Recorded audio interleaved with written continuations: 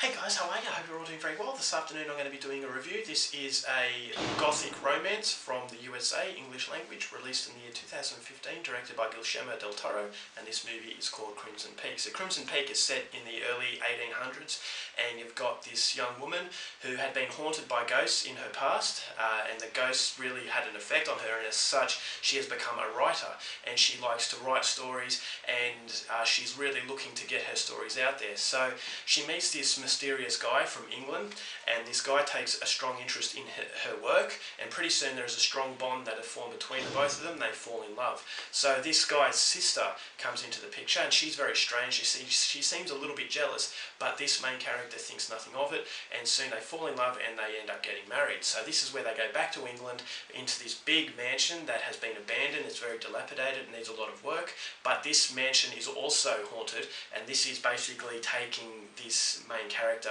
back to her days of being haunted as well, and it's all connected, and it all ends up to be a very bloody sort of outcome. So what is in store for this writer? That's something you're going to have to find out for yourself, because that's as far as I'm going with my synopsis. Now my thoughts on Crimson Peak.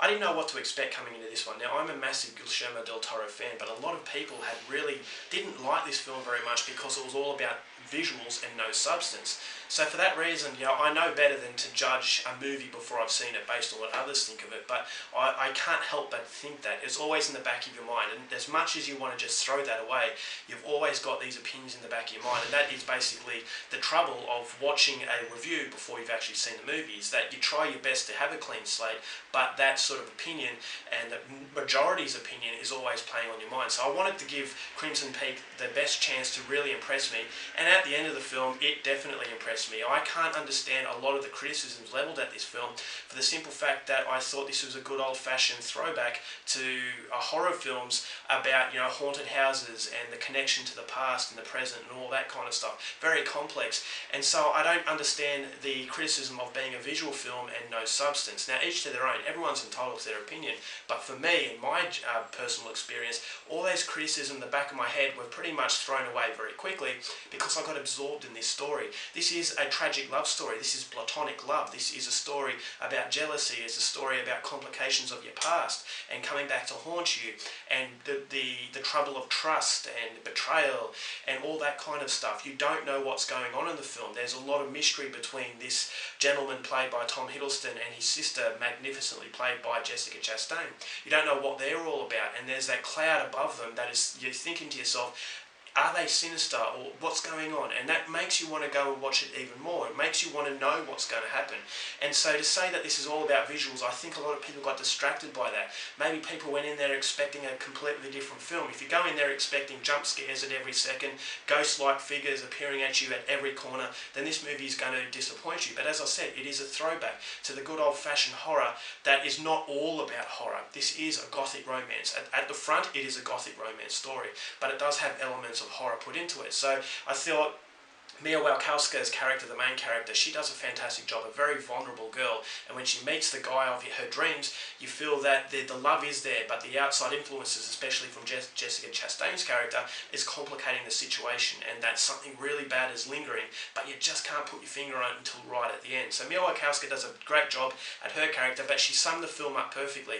She is a writer in this film, and when she talks about her story to her father, she says this is not so much a horror story, not so much a story about ghosts, it's just a story that has ghostly elements in it. And that's the perfect way to sum up this film. It's not so much a horror film, it's a gothic romance with a little bit of horror element put into it. But there's enough horror element in there to please horror fans. So I think that a lot of people were just expecting a completely different film, and I think they just got distracted by the fact that it was visually magnificent, and they they allowed the story to go under them. Now, I don't know for sure, but that's the only conclusion that I can come up to, because I thought the story was very captivating. It's a lot of mystery, a lot of not knowing what's going on, and then there's all these clues that are being fed to you throughout the film, and then when it's all revealed at the end, I thought it was absolutely fantastic, very bloody. As far as Guillermo del Toro is concerned, this is another very brutal film, very much the same on level with the violence in Pan's Labyrinth. I thought that that violence does hit you hard, and the violence of the film is the ugliness of the film.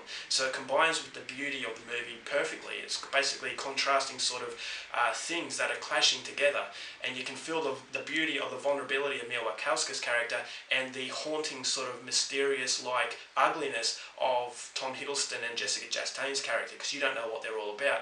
And I thought the visuals just captivated you. Very gothic feeling. It reminded me a lot of Sleepy Hollow in the way that the movie was portrayed, and I just thought that the way the whole film unfolded was very, very interesting, and I just don't subscribe to the majority's opinion that this is all about all about visuals and nothing else, because I thought this had a lot of substance, and that is what took me by surprise the most. So this is definitely a case of not judging a film based on other people's opinions. Go into it with the right expectations and allow yourself to judge it for what you like, and you could come away from it pleasantly surprised. So I thought the script was good, as I said, but visually this is definitely a visual sort of film. This is basically the best part of this movie is what you see, but fortunately there is a lot underneath it to keep you going, and I just thought it was a fantastic ghost story that is yet another example of how good Guillermo del Toro is. So overall, for Crimson Peak, I would highly recommend it. A lot better than a lot of people say it is. I'm going to give it 4 stars. Alright guys, that's my review. Hope you enjoyed it. Till next time, keep watching movies, and I'll see you later. Bye.